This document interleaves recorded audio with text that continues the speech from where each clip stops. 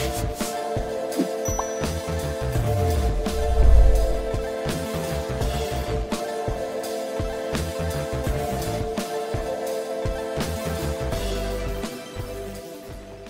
bonjour. Merci de participer à ce webinaire sur le financement de la VAE, alors sur le financement par la région.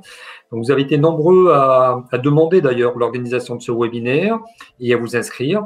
Et donc, merci aux intervenants. En tout cas, donc Pascal Sagnier, chef de service à la région Nouvelle-Aquitaine. Merci, chef de service insertion et évolution professionnelle à la région Nouvelle-Aquitaine, donc qui va pouvoir échanger, vous présenter et échanger avec vous sur toutes les questions que vous posez sur l'aide individuelle à l'accompagnement VAE. Je suis Christophe Croze, chargé de mission professionnalisation à Cap Métiers, Nouvelle-Aquitaine. Vont intervenir également Gaël Pogioli, qui est chargé d'études aussi à Cap Métiers. Voilà, merci aux intervenants. Donc, on continue le cycle sur le financement de la VAE. Il y a eu en fin d'année dernière, concernant les salariés, un webinaire avec Transition Pro concernant les différents financements de la VAE pour les salariés avec Transition Pro. Nous avons poursuivi le mois dernier donc un webinaire sur l'aide individuelle à la région, mais cette fois à destination des points régionaux conseils qui sont prescripteurs. Et nous avons eu beaucoup de demandes, ce qui est très intéressant en tout cas, pour échanger avec vous, avoir des informations concernant la présentation donc, du dispositif d'aide individuelle par la région. Le principe de ce webinaire, c'est que vous puissiez intervenir, poser des questions, des remarques. N'hésitez pas sur le chat.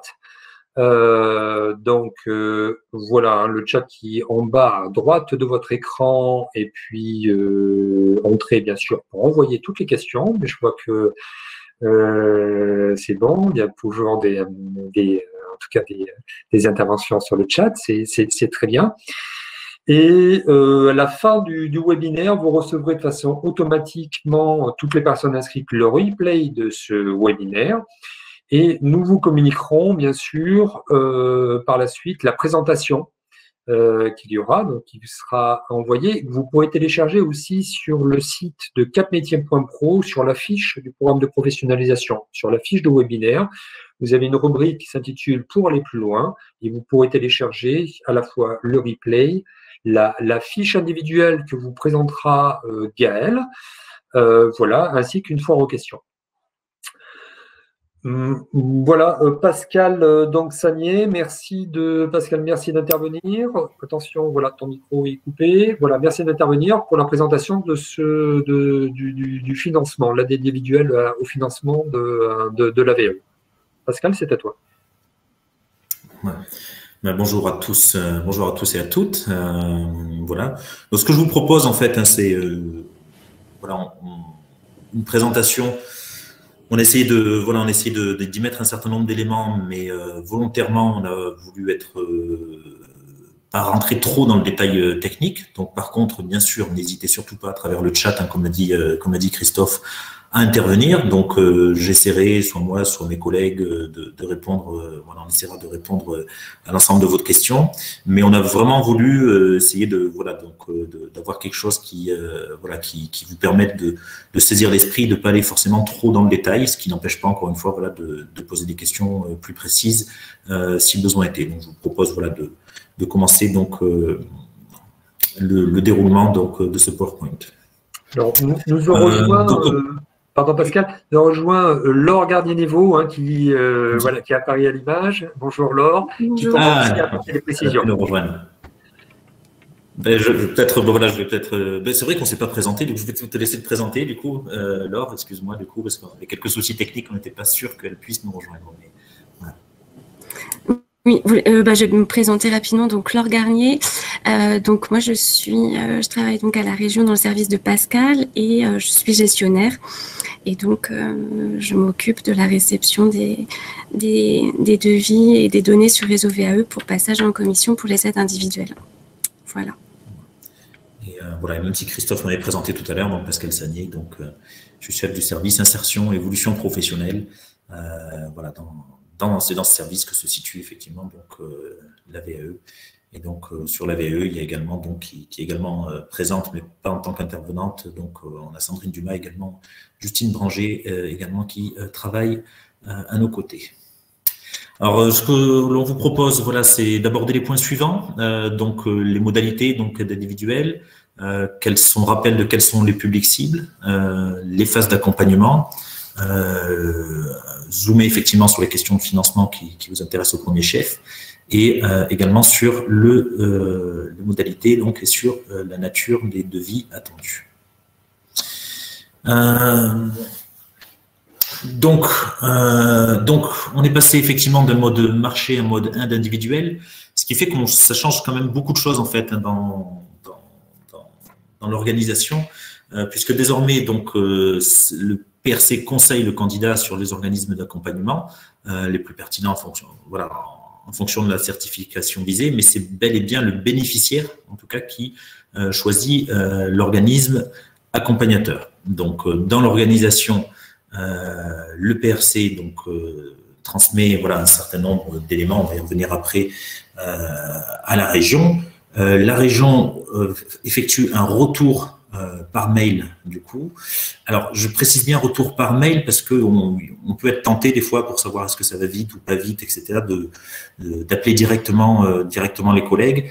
Voilà, c'est quelque chose qu'au niveau de la région, en termes d'organisation, on souhaite pas forcément, sauf si vraiment il y avait une urgence, voilà, quelque chose d'urgentissime. Mais la règle étant de bien attendre le retour par mail de la région, qui reviendra dans tous les cas, que la réponse soit positive ou négative, avec effectivement, en cas de réponse négative, bien sûr, des compléments d'information qui seront demandés. À noter que toutes les prescriptions doivent désormais être transmises via réseau VAE. Donc voilà, alors peut-être en quelques mots pourquoi on est passé aussi sur le côté aide individuelle. Donc on a expliqué aussi que le bénéficiaire étant au centre et choisit son accompagnateur, mais on était aussi dans un souci de simplification aussi, des process, de la demande. Donc, on a fait aussi ce choix pour essayer d'apporter de la fluidité dans l'accompagnement VAE, même si j'ai conscience que pour beaucoup de structures, en fait, ça a été quelque chose qui a fait vraiment bouger les lignes et qui n'a pas dû être très très confortable dans ce changement. La région Nouvelle-Aquitaine, alors sur les aides individuelles, donc sur les modalités, de quoi il s'agit? Donc pour toutes les certifications donc inscrites au répertoire national des certifications professionnelles et dispensées en Nouvelle-Aquitaine, ainsi que toute autre certification hors région si le bénéficiaire réside en Nouvelle-Aquitaine. Donc là, il s'agit surtout sur les territoires périphériques, donc les personnes qui sont qui peuvent être dans les Deux-Sèvres, on peut avoir des personnes côté Pays de la Loire, dans le nord du Limousin, on peut avoir des personnes dans la région centre, etc. Donc, si la personne réside en Nouvelle-Aquitaine, mais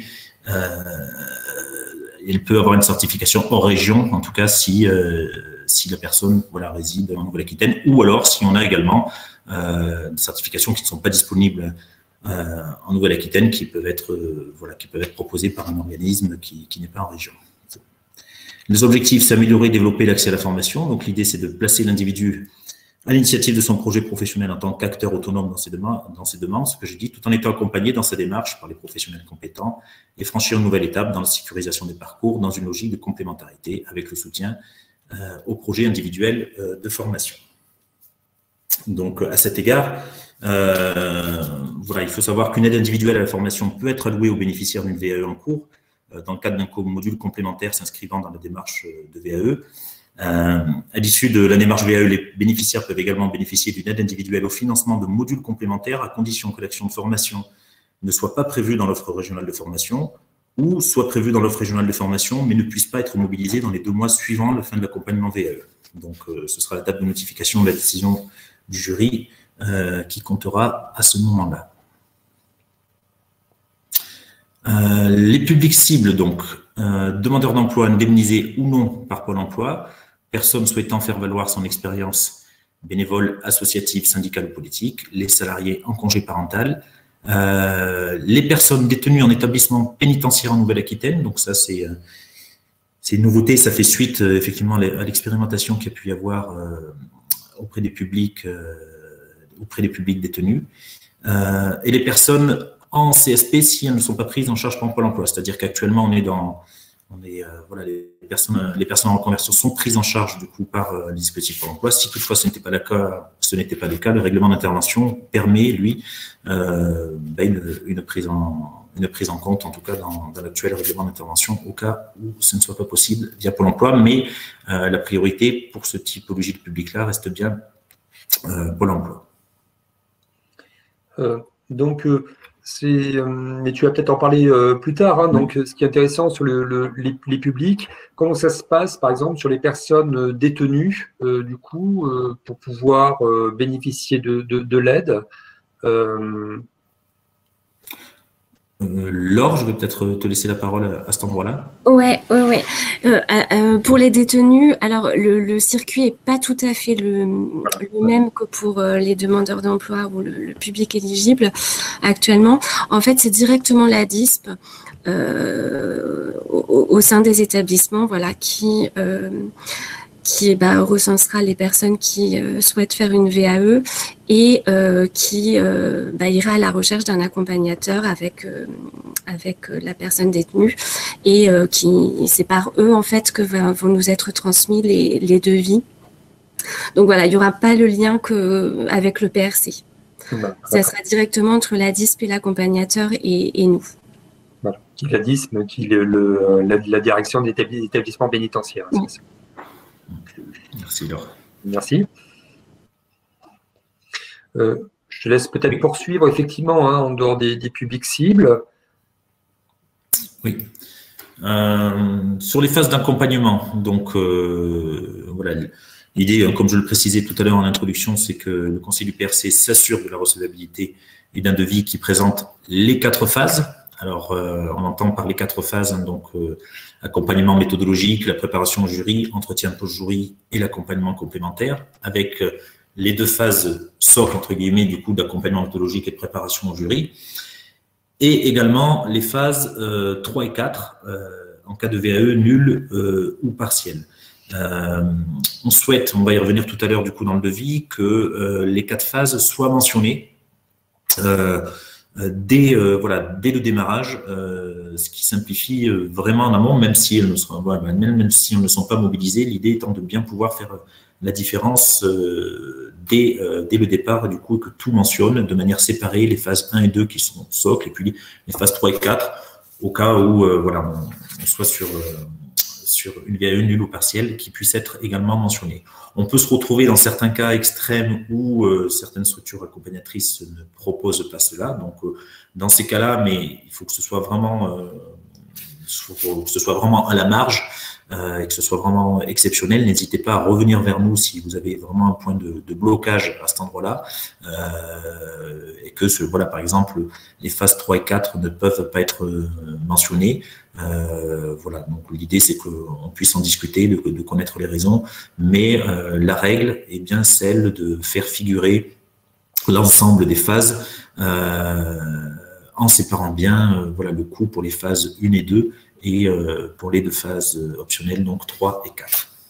Ce qui veut dire que sur les devis après par la suite, il faut bien qu'apparaissent les différentes phases. C'est bien ça. Peut-être que Laure peut repréciser.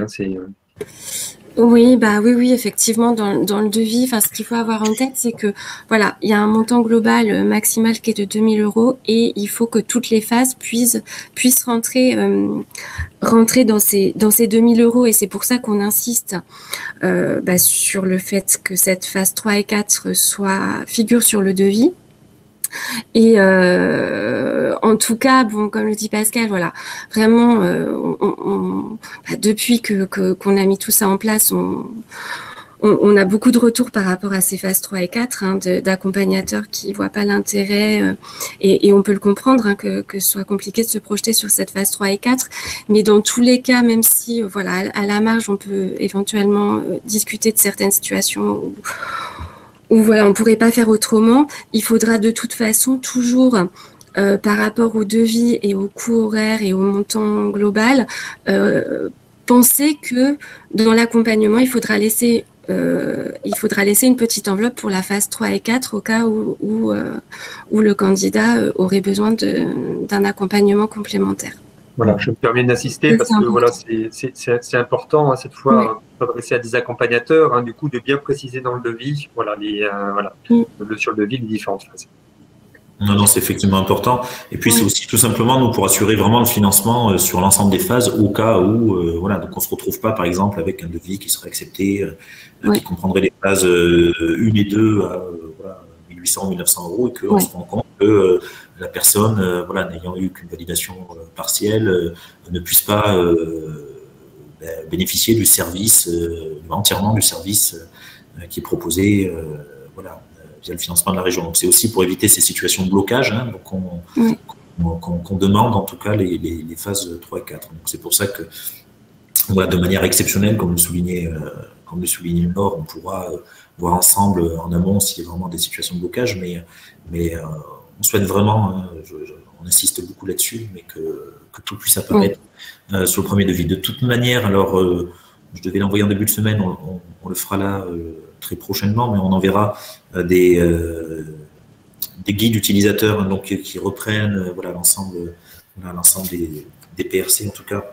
On enverra un guide utilisateur qui reprendront l'ensemble des attendus en tout cas, et également voilà, ce qu'on attend également dans le devis, avec un devis type, et normalement ces fiches-là devraient répondre à l'ensemble des questions pour que voilà, ça évite aussi les incompréhensions, parce que c'est une période de transformation, il y a beaucoup de choses qui changent, des modalités de travail voilà, qui sont nouvelles, donc forcément on comprend tout à fait qu'il voilà, y a besoin d'un temps d'adaptation. Alors, si on peut, je vous interromps, hein, si on peut revenir juste en arrière sur les publics, il y a eu quelques questions. Merci hein, pour ces échanges. Donc, du coup, est-ce que les salariés en longue maladie ou en accident du travail sont éligibles? Si je comprends bien, non, ils ne font pas partie, en tout cas, du public éligible, hein, les personnes en longue maladie ou accident du travail. Hein, vous confirmez?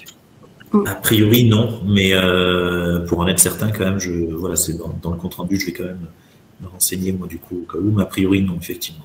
Voilà, donc mais en même temps, Gaël intervient, voilà, je veux dire, à la suite du webinaire, du coup, il y aura une foire aux questions hein, qui reprend les questions déjà initiales, hein, que vous pourrez repréciser, et cette foire aux questions est complétée tout au long de ce webinaire, justement, avec l'aide de Gaël et de la fiche, hein, Gaël va en parler tout à l'heure, ce qui vous permettra de revoir à la fin de ce webinaire-là aussi, hein, les différentes questions qui ont été abordées ou des précisions qui pourraient être apportées à la suite de ce webinaire. Alors, une autre question, hein, je sais pas si pour les demandeurs d'emploi, hein, qu'est-ce qui se passe sur un demandeur d'emploi si la personne trouve du travail pendant l'accompagnement au niveau du financement? Donc, si la personne est demandeur d'emploi, au moment où elle fait sa demande, elle est bien demandeur d'emploi, donc elle est bien éligible, hein, c'est bien ça. Et si entre-temps son statut change, ça ne change pas forcément, bien sûr, la poursuite de sa démarche de VE, de son accompagnement. C'est bien ça. Oui. Oui, c'est bien ça. Et alors, moi, ce que je voulais ajouter aussi, on va avoir une tolérance et une vigilance aussi par rapport à ça. Pour les accompagnements qui auraient démarré leur phase 1 sur le marché, justement sous statut demandeur d'emploi, et qui vont devoir poursuivre phase 2, peut-être phase 3 et 4 en aide individuelle, s'il y a eu un changement de statut, c'est pareil, voilà, on acceptera les devis et on ira on terminera l'accompagnement commencé sur les marchés, même si voilà, il y a changement de statut. On avait dit. La règle, c'est au moment où la personne fait la demande sur le statut qu'elle a au moment de faire la demande. Oui. Je vois une question sur les détenus là. Pour les détenus, est-ce qu'on conserve les établissements qu'on avait dans le cadre de l'AAP? Alors, par rapport à l'appel à projet, pour la partie accompagnement de l'appel à projet, ce n'est pas terminé. Ça va se terminer cet été 2021. Donc, les accompagnements qui sont réalisés dans le cadre de l'appel à projet continuent sous l'appel à projet.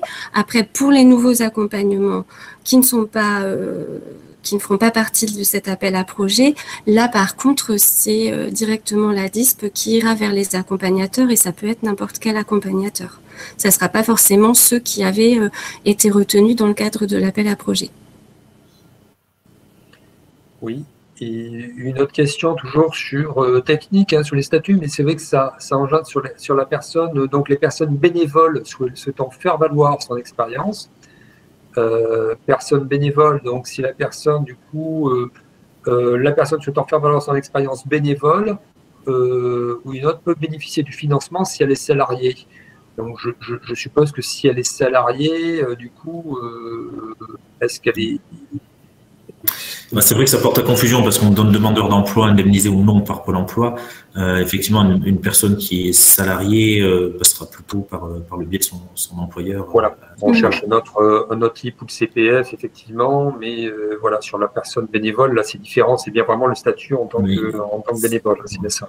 Effectivement, c'était sur le statut en tant que bénévole, c'était la manière de dire qu'elle peut aussi valoriser son expérience bénévole pour valoriser sa VAE. Voilà, c'est pas forcément sur une expérience que professionnelle, donc du coup, la personne peut avoir une expérience bénévole, associative, syndicale ou politique et la faire valoriser en VAE. Si elle est bénévole mais qu'elle est salariée, effectivement, c'est du côté de l'employeur que la prise en charge se passe. Alors, en priorité, n'hésitez pas à poser des questions, surtout sur le chat. Ça y est, j'ai ouvert le chat, moi aussi, entre-temps, je vois que on est obligé de mettre 8 heures d'accompagnement complémentaire, c'est un maximum, je parle sous ton contrôle, Laure, du coup.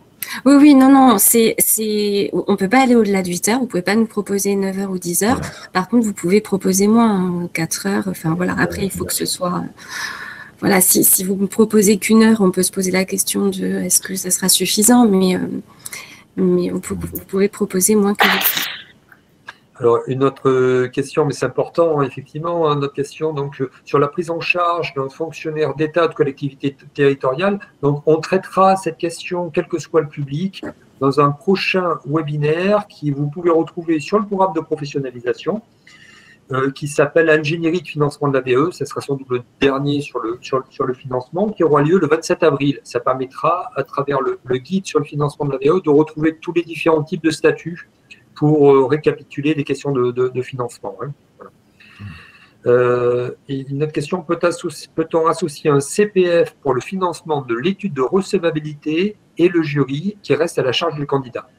Alors, c'est la question du CPF. Alors, là, c'est pas dans le chat, c'est dans les questions. Je reprends, mais si je demande plutôt d'intervenir sur le chat, si vous le pouvez.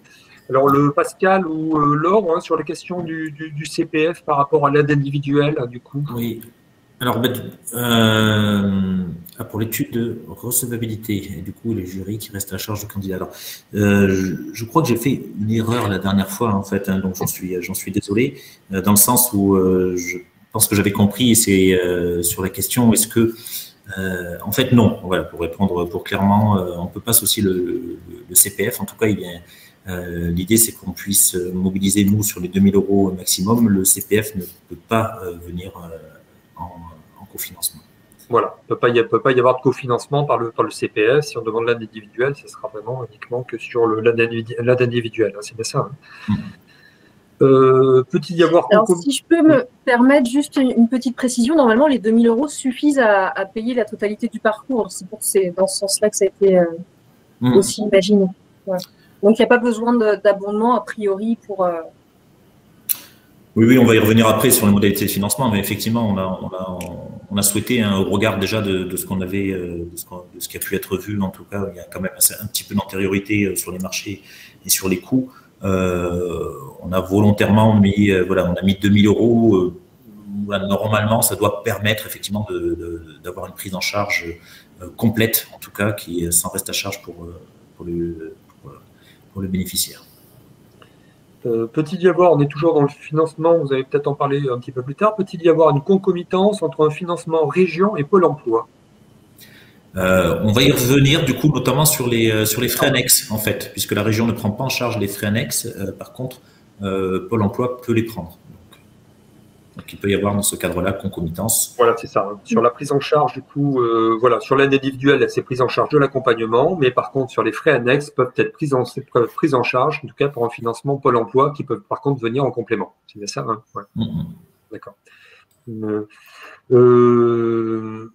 Donc, on va poursuivre les questions si vous le souhaitez, hein, ça vous convient. Peut-on poser, donc, sommes-nous obligés de mettre 8 heures d'accompagnement complémentaires? Non, ça c'est ce qu'on disait tout à l'heure. Non, c'est pas. C'est 8 heures maximum. Mais par contre, il faut qu'ils figurent, c'est ce qu'on disait tout à l'heure, quoi. Il faut les faire figurer au devis, par contre, ces heures-là. Voilà, sur le devis détaillé. Oui, parce que voilà, sur la question des 8 heures, mettre impérativement 8 heures, voilà, ou non, c'est plutôt voilà, sur le devis détaillé. Oui. Alors, toujours là, sur le public éligible, hein, sur la question des bénévolats, le candidat doit-il apporter une preuve de bénévolat pour bénéficier du financement? Oui. Oui, de toute façon, pour qu'il puisse, oui, il faut qu'il apporte, faudra qu'il justifie de toutes ses expériences pour pouvoir, engager la VAE. Donc oui, ça la manière dont on va justifier d'une expérience professionnelle, justifier d'une expérience de bénévolat. Voilà, il peut y avoir, j'imagine, un certificat signé par le président de l'association ou autre, par exemple, qui justifie que telle personne vient justifier, comme sur une démarche de VAE en tant que telle, hein, sur une démarche pour bien justifier l'expérience par rapport au bénévolat. Donc, du coup, le reste à charge de l'étude de recevabilité et le jury reste à la charge du candidat. Alors, c'est ce qu'on disait tout à l'heure, hein, je pense, hein, sur les compléments. Par exemple, si c'est une personne demandant d'emploi, on peut demander du coup la prise en charge des frais annexes par Pôle emploi. Hein, oui, sur les frais annexes. Nous, on finance sur les 4 phases qu'on a précisées là. Mais par contre, sur l'étude de recevabilité et le jury, c'est bien compris, en tout cas, sur la période, c'est pris en charge sur l'accompagnement, sur la prise en charge de l'accompagnement VAE. Non. Sur la préparation, voilà, c'est la préparation post-jury et l'accompagnement complémentaire. Ouais, non, ça c'est pas pris en charge dans les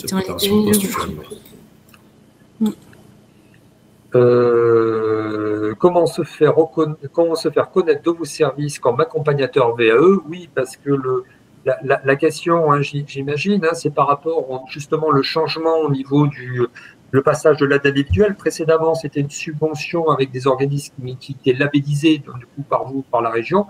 Et la question du coup d'un accompagnateur qui réalise de l'accompagnement, il n'y a plus de labellisation en tant que telle. C'est bien ça. C'est ça. Alors, je veux dire, la question que pose Mme Hufschmidt, c'est plutôt de savoir comment se faire connaître désormais, je pense, auprès des publics et des PRC. C'est plus là, puisque c'est bien le bénéficiaire en fait qui choisit en fait son accompagnateur. Et donc la question, je pense, est plus à l'endroit de se faire connaître, de vous faire connaître auprès donc désormais des points jeunes conseils et les candidats, quoi. Donc on change un peu puisque du coup on passe plus en marché, puisque c'est le bénéficiaire qui choisit. Alors je peux peut-être répondre en termes de communication au niveau, hein, sur Cap Métier, on a une base qui s'appelle la base Raphaël qui recense toute l'offre de formation et également effectivement les organismes qui réalisent de l'accompagnement. Donc ça sera intéressant de se rapprocher après de Cap Métier par rapport à la base Raphaël. Et puis vis-à-vis, pour se faire connaître effectivement vis-à-vis des points régionaux conseil, et vous inviter effectivement de vous rapprocher après du point régional conseil, en tout cas de votre département, le plus proche du département, voilà, pour faire connaître peut-être ces services, voire le point régional conseil. Attention, donc Nelly Maroin dit attention, certains certificateurs labellisent leur accompagnateur. Oui, effectivement. Merci Nelly de cette intervention parce que c'est variable donc en fonction des différents organismes certificateurs, certains, comme par exemple la Jeunesse et Sport, effectivement, labellisent leur organisme accompagnateur. Donc, je profite, si vous voulez en savoir un petit peu plus, justement, en s'intéressant sur cette démarche-là au niveau de la Jeunesse et Sport et de la labellisation, il y aura un échange, alors je fais de la promo, mais il y aura un échange justement avec les directions de la Jeunesse et Sport qui s'intitule maintenant DRAJES, qui se trouve sur le programme de professionnalisation où la date est arrêtée et qui aura lieu sous forme de webinaire à distance aussi, l'échange qui aura lieu le 22 juin. Oui, pour les salariés. Par contre, oui, pardon, je t'ai coupé. Non, mais par contre, c'est vrai que on a ce problème à cet endroit-là, mais on a le problème aussi qu'on peut avoir des PRC qui sont accompagnateurs, certificateurs. Donc, à cet endroit-là, en fait, on va proposer aussi donc de modifier, de rappeler via un avenant, puisqu'on va passer de mode marché à modèle individuel. Et donc, dans le rôle des PRC évolue sensiblement. Et donc, nous, on aura une attention particulière à faire aussi en sorte que, qu'il n'y ait pas qu'on soit bien, qu'il y ait bien une réelle objectivité, en tout cas, de manière à faire en sorte que, les structures qui peuvent être à plusieurs endroits de l'accompagnement VAE, de la phase de conseil à l'accompagnement ou de la certification, on voit bien on mesurera en tout cas qu'il y ait bien différentes orientations qui soient proposées à différents endroits.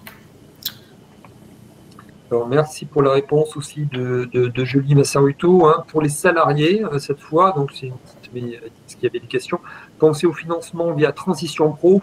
Je rejoins les échanges qu'il y a eu en fin d'année dernière avec l'intervention de Transition Pro, justement, qui se termine le 30 juin 2021 sur la prise en charge peut couvrir, donc pour les salariés, par contre, la recevabilité, l'accompagnement et les frais de jury.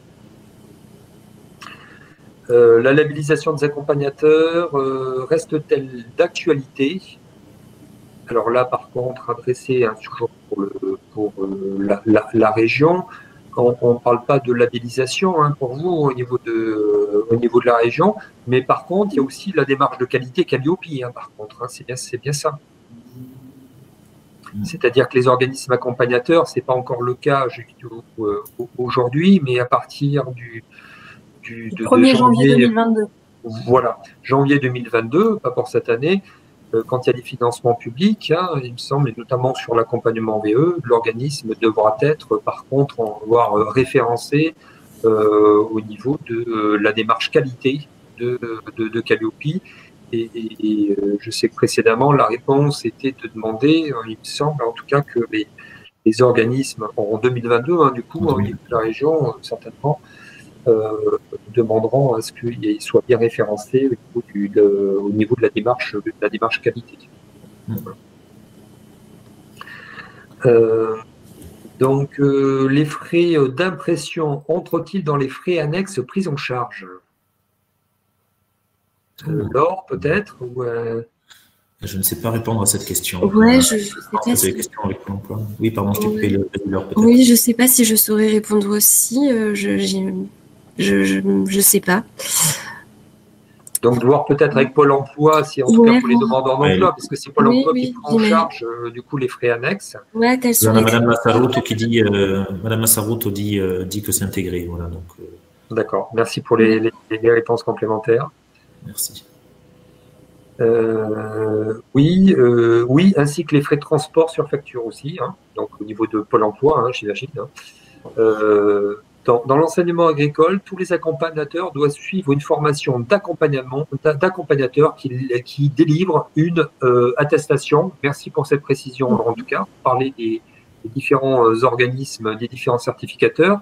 Et là, au niveau de l'enseignement agricole, donc du coup, il y a une formation spécifique en tant qu'accompagnateur avec une attestation. Je relis les différentes interventions sur le chat et puis on pourra poursuivre. Mais une question posée par des organismes accompagnateurs au sujet des factures sont-elles à adresser à la région, donc par exemple 27 boulevard de la Corderie à Limoges, point d'interrogation, oui, ou sur l'adresse postale, les organismes doivent-ils envoyer du coup leur facture. Alors là, il faudrait peut-être reprendre la procédure. Ouais, alors par rapport à la facturation, aujourd'hui ça va pas être notre service qui s'en occupe, et c'est une question qui m'a déjà été posée. Je pense que c'est Aurélie qui avait dû m'appeler d'ailleurs. On va poser la question au service directement concerné, et on vous fera un retour parce qu'aujourd'hui voilà, c'est un peu anticipé puisque les factures, enfin voilà, on démarre juste, donc les factures vont pas être déposées de suite, et je pense que ça va être fait de façon dématérialisée. Donc, je pense qu'il va falloir les déposer, faire une demande de façon dématérialisée, mais on reviendra vers vous pour vous donner la procédure. En tout cas, je suis pas. Enfin, ça sera pas envoyé à Limoges. Je pense que c'est soit un envoi à Bordeaux, soit dématérialisé, mais aujourd'hui, j'ai pas la réponse. D'accord. Donc, on peut peut-être apporter, ce que je disais, par contre, des réponses, des précisions un petit peu plus tard, notamment dans la foire aux questions, par exemple, qui vous seront joints et vous pourrez retrouver. Je laisse peut-être Gaëlle préciser qu'on peut retrouver sur le site internet de Cap Métiers. C'est bien ça, Gaëlle? Oui, sur la fiche technique de l'aide individuelle à la VAE, à l'accompagnement VAE, il y a une foire aux questions sur un onglet à droite, dans laquelle je mets toutes les précisions qui peuvent être apportées par la région, ou toutes les questions posées par des partenaires, des organismes de formation. Donc, il ne faut pas hésiter à les voir régulièrement, parce que c'est là que sont mis toutes ces réponses. Voilà. Et le lien vous sera mis, du coup, à la suite du webinaire sur la fiche d'inscription du programme de professionnalisation que vous avez vu. Pour aller plus loin, on vous mettra le lien directement pour aller chercher dans la foire aux questions qui s'alimentera au fur et à mesure. Je vais vous mettre le lien tout de suite pour aller sur la fiche technique. Très bien. On peut peut-être poursuivre du coup, Pascal, Laure. Bon, il y a beaucoup de choses qui vont se recouper avec ce qu'on vient de dire. Voilà, donc ce qu'on disait tout à l'heure, l'objectif pour la région est que le reste à charge pour les bénéficiaires soit nul quand c'est possible. Le montant de l'aide est calculé lors de l'instruction à partir d'un coût horaire avec un plafond des aides individuelles finançables par la région à 2 000 € par certification visée et pour l'ensemble des 4 phases, ce qu'on disait tout à l'heure. La région se réserve le droit d'écarter tout devis qui présenterait un coût anormalement élevé au regard des prix habituels pratiqués. C'est aussi ce qu'on disait tout à l'heure, c'est qu'on a une certaine intériorité, un certain historique, on sait, ce qui ne veut pas dire qu'on va écarter toute demande si elle est de qualité et que le coût est élevé, mais on a une idée assez précise, en tout cas, des marges possibles en termes de prix et de coût horaire. Oui. Et juste insister aussi sur le fait que si jamais il y avait un reste à charge pour le candidat, bien s'assurer, là je parle pour les PRC, que voilà, le candidat est en accord avec ça, et nous peut-être qu'on vous demandera justement un justificatif supplémentaire pour bien confirmer que le candidat accepte ces conditions. Oui, tout à fait, merci pour cette précision. Voilà, Pôle emploi peut participer à hauteur de 640 € sur les frais annexes, donc frais de jury notamment, ça a été évoqué par un certain d'entre vous tout à l'heure, pour l'accompagnement à la VAE. Ce montant est soit remboursé aux bénéficiaires, soit payé directement à l'organisme pour que la personne n'ait pas avancé ce montant. Donc sur facture dans les deux cas.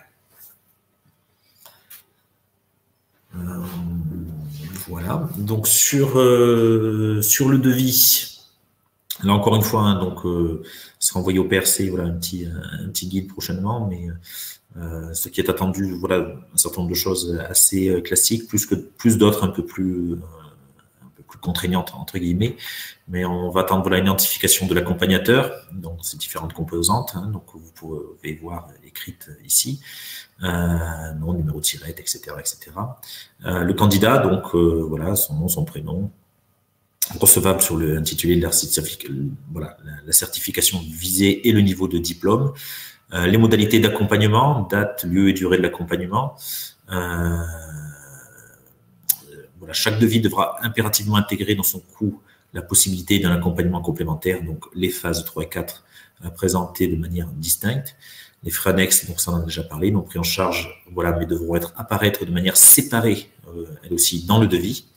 Et chaque devis devra être déposé 1 mois avant le démarrage de l'accompagnement. Donc, initialement, en fait, on vous avait fait parvenir un calendrier avec un certain nombre de dates.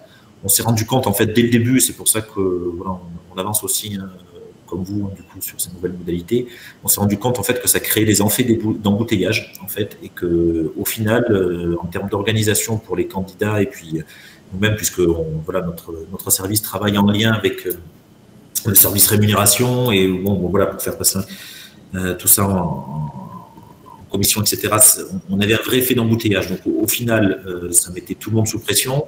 Là, les équipes étaient sous pression parce qu'il y avait plein de personnes qui arrivaient. On n'était pas forcément capable, c'est une équipe limitée en nombre aussi, de prendre le flux, avec beaucoup d'allers-retours. Voilà, donc c'est un peu plus compliqué. Donc, en fait, ce qu'il faut savoir, c'est qu'on a des commissions de manière très, voilà, on a un calendrier très régulier. Donc, voilà, on est à peu près sur tous les 15 jours, 3 semaines, du coup. Donc, envoyer au fil de l'eau, voilà, ça permettra vraiment, nous, d'éviter vraiment des fluctuations, du coup, dans l'activité qui sont pas au final, bénéfiques pour la personne qui souhaite un financement VAE, puisque voilà, ça crée encore une fois des effets d'embouteillage, et puis quelques jours après, il n'y a plus de candidature. Par contre, ce qui est important, pour qu'on puisse voilà, continuer à être réactif et revenir vers vous rapidement et traiter les demandes, c'est que chaque devis qui est déposé devra l'être 1 mois avant la démarrage. On est aujourd'hui, si vous déposez aujourd'hui un devis, donc on est le 4 mars, ça doit démarrer le 4 avril ou après. Alors, oui, vous pouvez, je parle aux différents professionnels de l'emploi, hein, de la formation, hein, se tourner vers le point régional conseil, hein, le plus proche, hein, qui a même, et nous, au niveau des différentes dates de jury, on transmettra via, donc à destination des points régionaux conseil via réseau VE, le calendrier. Donc, ce sont les points régionaux seront bien sûr informés des différentes dates pour traiter les demandes. Oui, moi je voudrais vraiment insister sur ce délai d'1 mois. C'est aussi en cas d'ajustement ou d'erreur sur le devis à faire. Voilà, si y a une date trop serrée par rapport à un démarrage, ça nous laisse pas le temps et ça ne laisse pas le temps au PRC, à l'accompagnateur, au candidat et à nous de retravailler le devis et de le passer en commission. Donc c'est vraiment important de respecter ce délai d'1 mois pour qu'on ait tous le temps de bien travailler et de faire les choses correctement. Donc ça rejoint la question qui est posée, hein. Les PRC doivent saisir la prescription sur réseau VE 1 mois minimum avant le début de l'accompagnement. Voilà. Et qui dit saisir la prescription, c'est aussi déposer la recevabilité et le devis.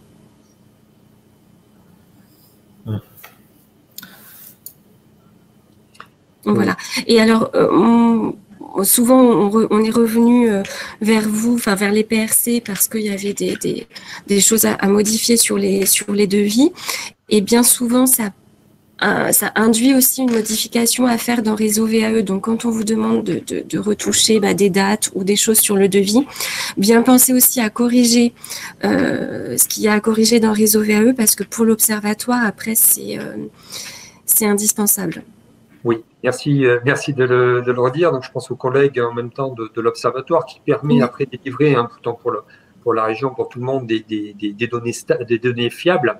Effectivement, hein, là, ça s'adresse aux conseillères des points régionaux de conseil de bien modifier effectivement les évolutions sur réseau VE. Oui, merci de le préciser.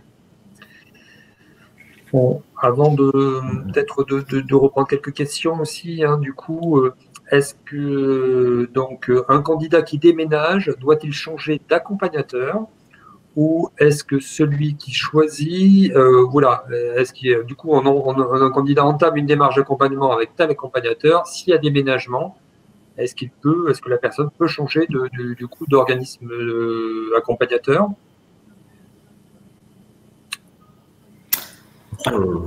Si je peux me permettre, ce qui avait été dit la dernière fois lors du dernier webinaire, c'est qu'on ne changeait pas d'accompagnateur à partir du moment où le devis avait été acté. Il l'était pour toute la durée du parcours. Mais par contre, il y avait possibilité de mettre en place du distanciel.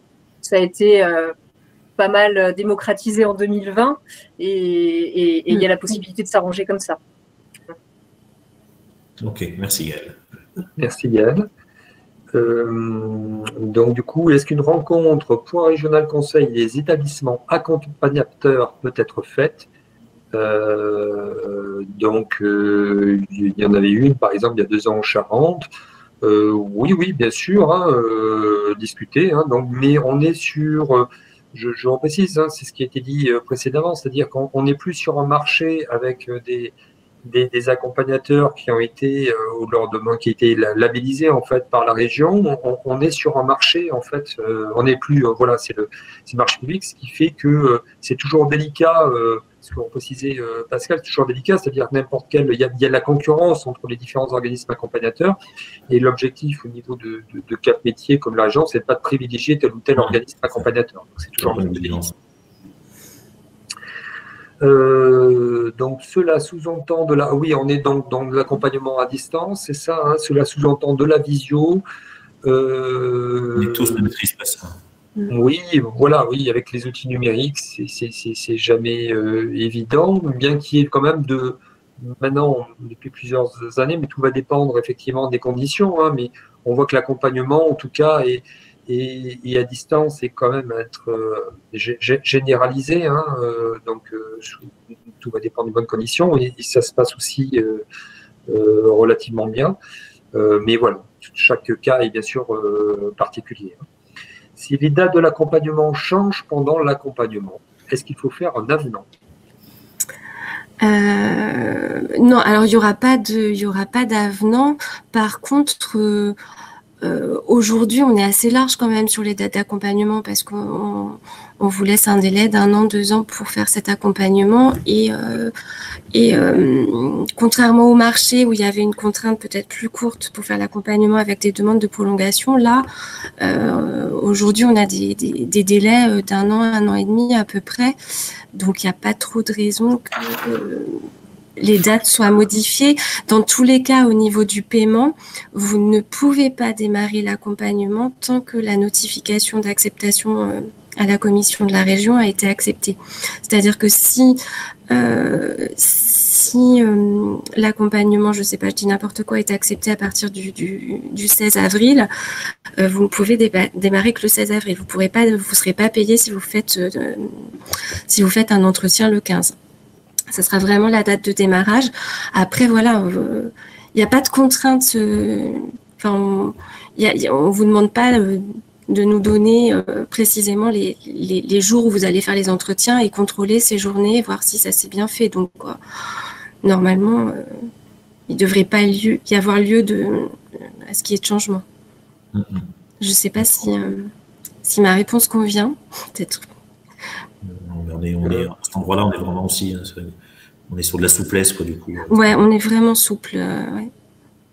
Notre fonctionnement est de renvoyer au point régional conseil tout demandant d'emploi souhaitant faire une VAE. Alors oui, c'est important de bien le repréciser, hein, bien repréciser sur la procédure. Hein, donc, toute demande de VAE pour la prise en charge et du coup, ce sont les points régionaux conseils qui sont chargés de la prescription, en tout cas de la démarche de l'aide individuelle à l'accompagnement. C'est bien ça, hein, pour préciser. Oui. Il faut obligatoirement passer par le PRC, c'est lui qui saisit dans le réseau VAE la demande. Voilà. Donc il n'y aura pas de demande acceptée. C'est pas la peine, un accompagnateur, c'est pas la peine de nous envoyer à nous directement un devis à la région. Il faut obligatoirement passer par le PRC. Hein, c'est le PRC, hein, voilà, l'entretien qui prescrit bien, en tout cas, la prise en charge, la demande de prise en charge. Hein, il y a juste le changement, effectivement, on a parlé de changement de marché de l'individuel, mais la procédure reste la même, c'est toujours le point régional conseil qui fait la prescription sur la démarche. Voilà, d'où le fait de se faire connaître auprès d'eux. Oui, effectivement, hein, de toute façon, au niveau local, territorial, hein, sur l'ensemble de Nouvelle-Aquitaine, il y a bien sûr des échanges réguliers entre les points régionaux conseils, les organismes certificateurs, les organismes accompagnateurs, voilà, les partenaires au niveau territorial. Bien sûr, hein, bien sûr. Donc, au niveau de Cap Métier, en lien avec la région, on essaie d'organiser des réunions à distance, mais l'objectif n'est pas, bien sûr, de se substituer sur tous les contacts qu'il y a au niveau local, hein, bien entendu. Merci Gaël, hein, voilà, qui apporte aussi des éléments complémentaires. Je voulais peut-être poursuivre du coup. Oui, donc voilà. Donc sur le financement, donc sur le coût de l'accompagnement, donc voilà, bien préciser le taux horaire, mais encore une fois, voilà, pour les personnes, on en verra ces éléments-là. Taux horaire en amont donc, du jury, le taux horaire post-jury, le coût TTC, voilà, souligné en gras du coup, voilà, pour les phases 1 et 2 d'un côté, et puis pour les phases 3 et 4. Donc voilà un tableau type sur la manière dont cela peut se présenter. Et le devis doit être signé et daté par l'organisme accompagnateur et signé aussi également par le candidat.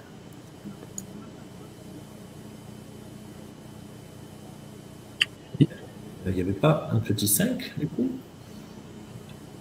Qu'est-ce qui...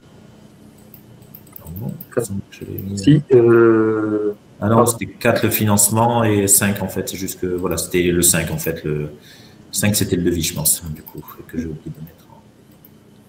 Oui, c'était ça, 5 le devis. Donc on arrive en fait, on arrive au bout. Voilà. D'accord. Donc une question.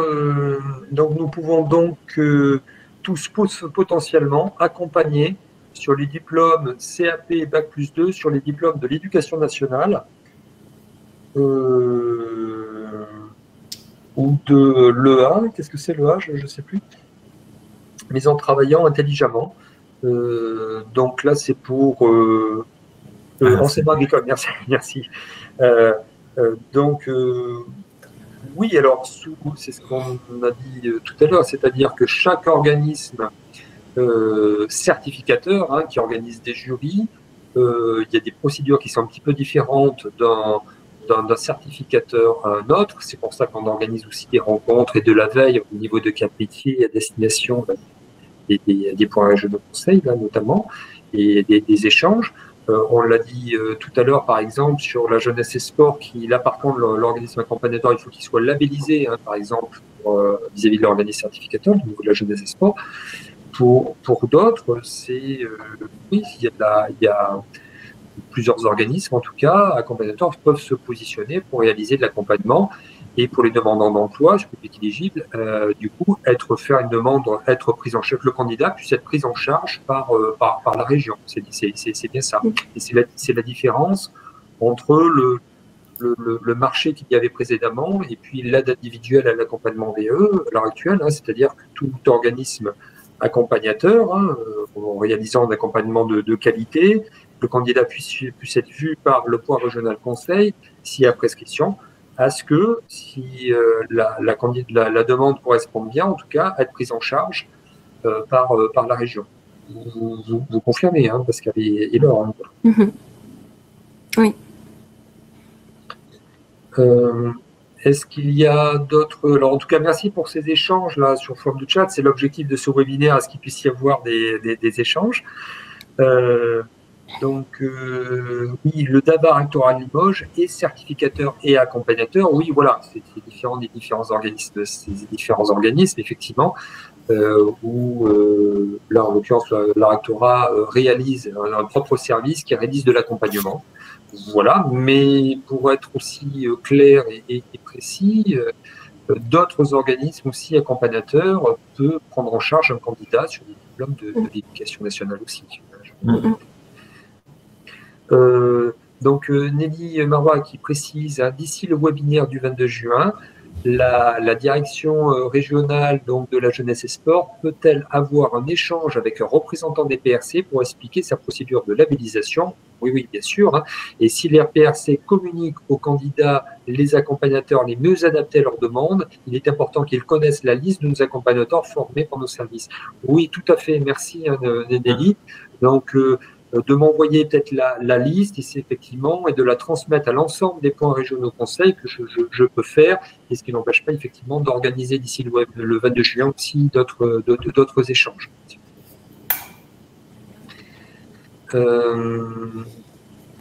Est-ce qu'il y a d'autres questions leur tourne aussi, il reste quelques minutes. En attendant qu'il y ait peut-être d'autres questions, d'autres interventions, Gaël, peut-être tu peux préciser en tout cas les ressources, on l'a dit tout à l'heure, sur les dispositifs, les ressources complémentaires. je peux partager, donc là, au niveau des slides, Pascal, c'est bon, oui, c'est bon, merci. Donc je vais partager un autre document que Gaël pourra commenter. Voilà, c'est un document qui est disponible sur Cap Métier. Hein, vous ne voyez pas trop, mais Gaël vous a mis le lien dans le chat et on vous remettra bien sûr le document. C'est ça, c'est la fiche technique en fait de l'aide individuelle à l'accompagnement VAE de la région qui est modifiée, agrémentée en fonction des changements ou des modifications qui pourraient être apportées par la région. Donc n'hésitez pas à aller le consulter, à consulter la FAQ, la foire aux questions qui y est associée. Les éventuelles modifications, elles peuvent aussi passer sur des actualités sur le site capmétier.pro.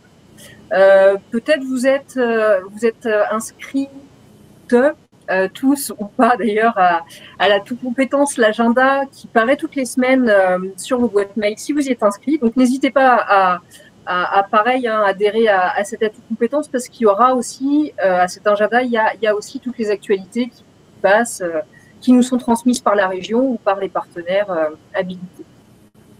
Et vous avez aussi la possibilité de poser des questions supplémentaires sur l'adresse mail question-juridique@cap-métier.pro qui est visible sur le site de Cap Métier aussi et à destination des partenaires, donc des professionnels de l'insertion, de la formation, de l'emploi. Voilà, on y répondra autant que possible.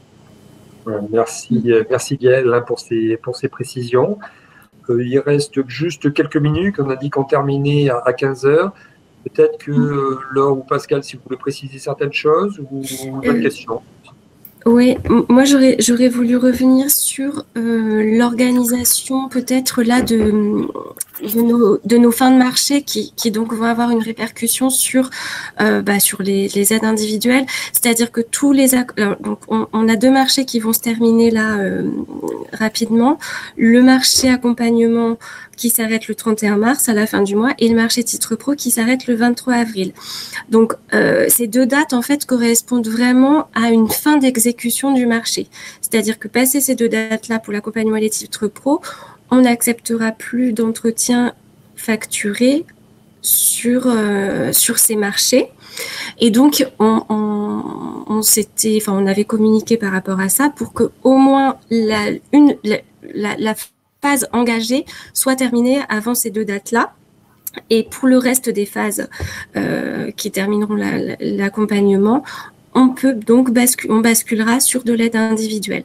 Donc là, c'est vrai qu'il va y avoir quand même pas mal de candidats, je pense, qui vont être dans ces situations où, à la fin de la phase 1, par exemple pour l'accompagnement, si elle s'est terminée le 31 mars, il faudra déposer une demande d'aide individuelle avec uniquement de la phase 2 et de la phase 3 et 4. Et pareil pour les titres pro qui se terminent le 23 avril.